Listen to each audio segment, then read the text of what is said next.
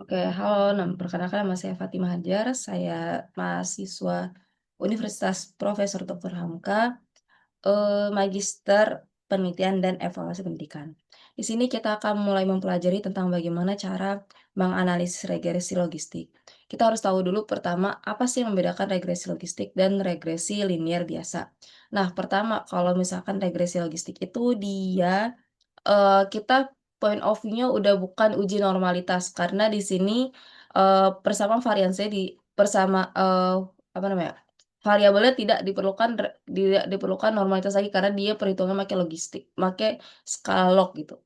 Nah, terus yang kedua, variabel bebasnya itu tidak memerlukan asumsi, normalitas lagi.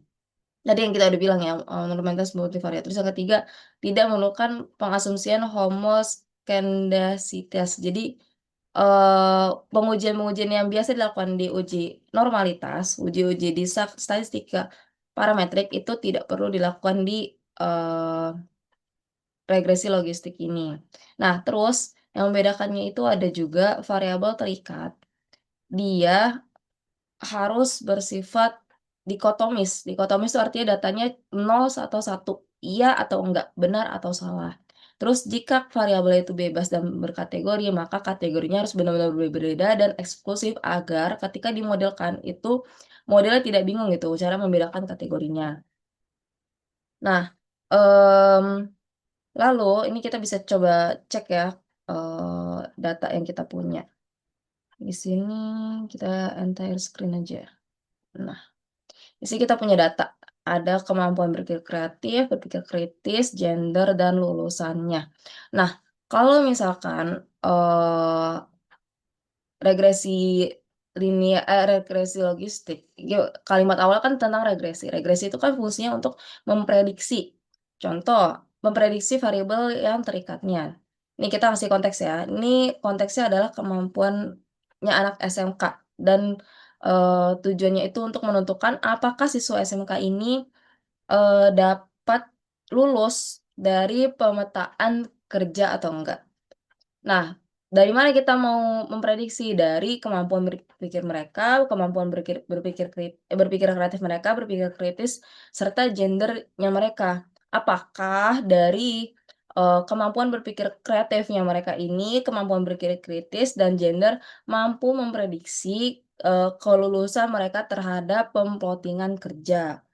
Itu ya. Jadi kalau misalkan, kita mau tahu lagi nih variabel bebas atau terikat, bebasnya itu adalah faktor-faktor atau, variabel apa saja yang mampu memprediksi si, variabel terikatnya, gitu.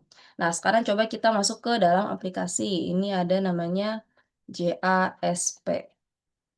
Nah, ini kita langsung buka aplikasinya aja biar, menghemat waktu. Di sini kita langsung masukin aja data yang kita punya. Sini langsung kita masukin, copy, oke, sini masuk ke JASP. Nah, terus di sini JASP ada ya, cara rename-nya gitu. Ini biar singkat aja kita tulisnya kreatif, lalu di sini critical, di sini gender, di sini, kelulusan. Nah, ini kan menggunakan angka ya, value. Nah, kita harus memberikan label dulu. Gender kita satu itu adalah laki-laki, dan ini yang ke bawah itu adalah perempuan. Terus kalau kelulusan itu 0 itu tidak lulus, dan 1 itu lulus. Nah, ini datanya kita udah siap ya. Oke, kita coba cek lagi, pastikan tidak ada data yang ke-skip atau justru berlebihan di sini gitu. Oke, ini udah aman. Biar kita nggak anxiety ya, better kita save dulu nih. Kita save dulu.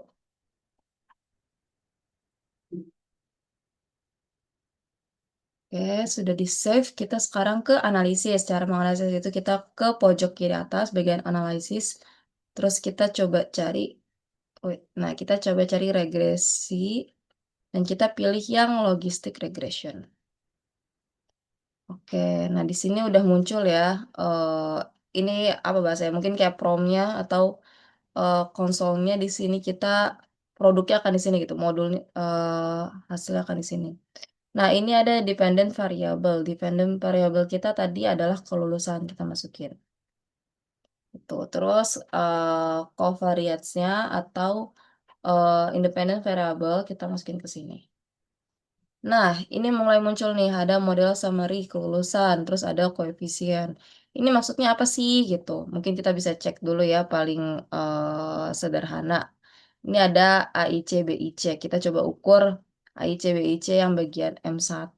Nah, M1 ini derajat kebebasannya atau div-nya itu adalah 96. Nah, 96 itu dari mana? Yaitu dari 100, tadi data kita ada 100, dikurang oleh 4. 4 itu adalah per variabel, kan kita punya 4 variabel kan, 3 variabel bebas dan 1 variabel terikat. Jadinya, total variabel dikurang sama enggak, no no, total data dikurang sama, si total variabel. Nah, sedangkan kalau misalkan ini yang di 99 tadi, diferensiasi itu dari total data dikurang 1. Nah, ini ada nilai chi-square-nya.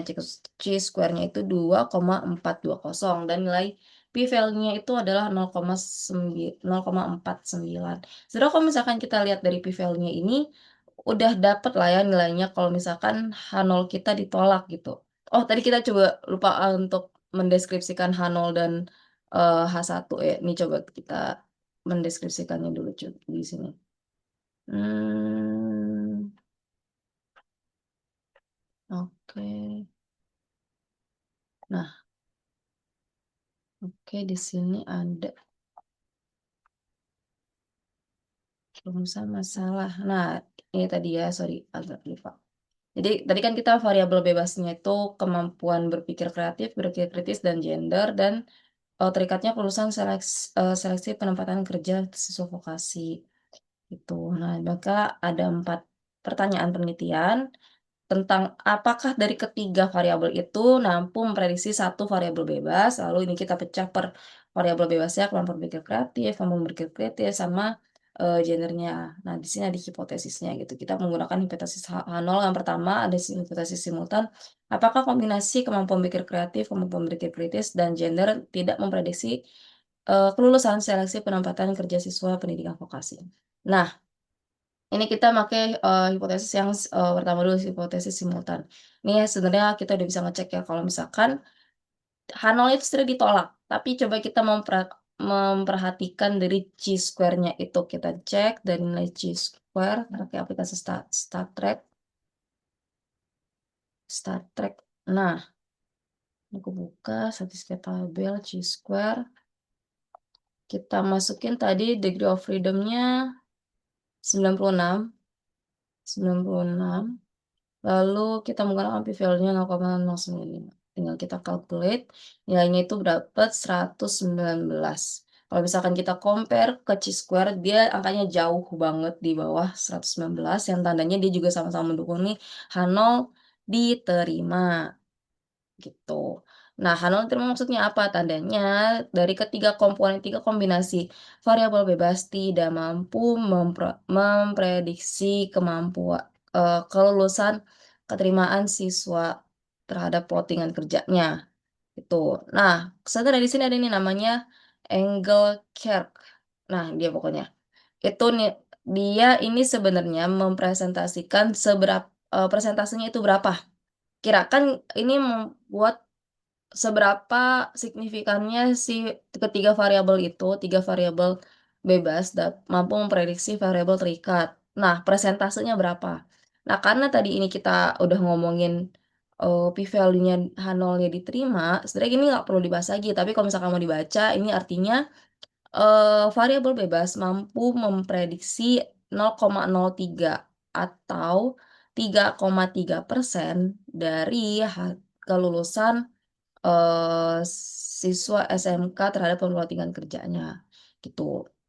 Terus ini kalau misalkan kita cek koefisiennya ya, di sini koefisien, ada estimate, ada odds ratio, ada odds statistik, dan ada p-value. Kita cari yang paling gampang dulu aja ngebahas tentang p-value, yang dimana kita menggunakan p-value 0,05. Yang dimana artinya semua variabel di sini di H0-nya diterima, artinya tidak ada hubungan, tidak mampu memprediksi dari variabel terikatnya. Nah, terus kalau misalkan kita mau coba baca nih, kira-kira nih kalau misalkan kita tutup mata dulu deh, misalkan p-value diterima dah, oke.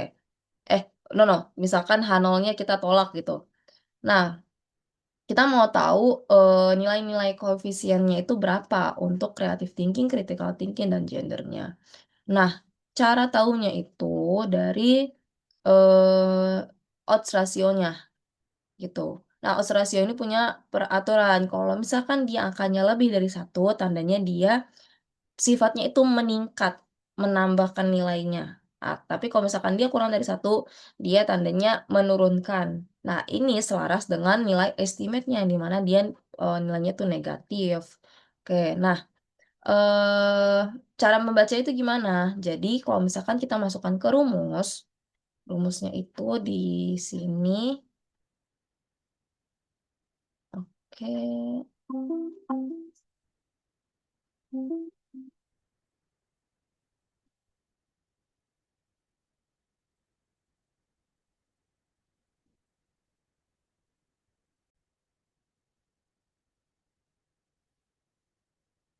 Oke, sorry, tadi ada gangguan sedikit. Tadi rumusnya itu kita pakai yang nih. Nah, yang ini. B0, B1X. Karena di sini kita X variabelnya ada 3, jadi di sini ada B1X, B2X, dan B3X. Nah, ini. Tuh. Ini untuk B1-nya atau creative thinking, ini critical thinking, dan ini untuk gender. Dan ini B0-nya ini untuk koefisien dari yang variabel terikatnya yang intercept awal nih. Itu. Oh, oke. Sorry, mungkin tadi ada kesalahan ya. Kalau misalkan untuk nilai nilai koefisiennya itu kita ambil dari estimate nih cara ngebacanya. Setiap kenaikan satu nilai kreativitas siswa SMK, maka dia akan eh oke, maka dia akan em, menurunkan tingkat kelulusan siswa sebesar 0,04. Oke. Setiap kenaikan satu level kemampuan berpikir kreatif siswa, maka dia akan menurunkan 0,04 kemampuan apa namanya? Kelulusan dia gitu. Peluang kelulusannya si siswa. Seperti itu. Nah, sama juga seperti critical thinking. Setiap kenaikan satu tingkat critical thinking, maka dia akan mengurangi 0,0444 eh, prediksi kelulusannya si siswa. Dan yang terakhir di sini, kalau misalkan ini kan kita menggunakan gender tadi yang satunya tuh laki-laki dan yang nolnya perempuan ya. Pokoknya kalau di sini bacanya itu kalau misalkan dia laki-laki, maka dia akan menurunkan tingkat prediksi sebesar 0,03 dari kelulusan SMK-nya itu. Itu. Ini baru sampai ke koefisien. Terus kita coba cek ke hmm, ada namanya multikoliniaritas. Oke. Jadi multikolinearitas itu kita mau ngecek apakah si kemampuan berpikir kreatif ini menuju ke kelulusan, maksudnya antara variabel bebasnya menuju ke lulusannya ini, apakah dia tidak perlu melewati beberapa step-step variabel sehingga modelnya ini tidak bingung untuk merepresentasikannya gitu. Nah, kalau misalkan dia nilai fifth-nya atau variance variance, aku lupa nih, coba variance inflation factor. Nah, apakah si variance-nya ini terinflasi kalau misalkan mau ke variabel terikat? Kalau misalkan si Viv-nya nilainya ini masih di bawah 5, tapi di atas 0,01, dia masih aman. Gitu. Nah, di sini nilainya kan 1 ya, berarti ini ceritanya masih, dia konteksnya masih aman gitu. Terus, kita mau ngecek juga performance matrixnya, confusion matrix, spesifikasi sama precision. Di sini untuk confusion matrixnya ada namanya predicted dan observe. Jadi dia tuh kayak membaca apakah berdasarkan si prediksi ini dan observasi yang hasilnya benar-benar yang hasil real itu apa dan hasil yang palsu tuh sebenarnya kayak gimana gitu. Nah, ini kita bisa lihat dari predictednya dan diprediksi ada 2 orang yang sebenarnya dia nggak lulus, tapi ketika diobservasi dia ternyata beneran nggak lulus. Ini tandanya dia eh, negatif negatif benar, negatif asli gitu loh. Karena dia diprediksinya nggak lulus nih si siswa ini. Dan pas diobservasi anaknya bener-bener nggak lulus, berarti itu hasil prediksinya benar gitu loh. Asli anak ini gitu. Nah, ada juga dia diprediksi lulus sebenarnya si anak ini. Tapi ternyata pas diobservasi dia nggak lulus. Berarti dia ini maksudnya ke em, negatif palsu. Coba kita cek lagi. Negatif palsu. Bener gak nih? Menunjukkan bahwa terdapat 2 kasus benar negatif dan nomor 1 benar positif. Benar positif di sini dan di sini 35 negatif palsu. Nah, benar, ini negatif palsu. Jadi dia sebenarnya harusnya tidak lulus negatif dan tapi aslinya lulus berarti dia palsu gitu. Nah, terus yang ketiga, dia aslinya diprediksi tidak lulus tapi ternyata dia lulus, berarti dia positif palsu. Nah, sedangkan yang di sini dia diprediksi lulus dan aslinya dia beneran lulus, dia menjadi namanya eh benar-benar benar Pak, benar benar asli. No, no, bukan benar asli tapi kayak benar positif. Nah, gitu. Nah, itu untuk performance diagnostiknya. Terus kita sekarang mau coba cek plottingannya. Kita coba cek plottingan, condition estimate plots. Nah, ini untuk plotting model regresinya. Ini kemampuan berpikir kreatif, terus ini tingkat kelulusannya.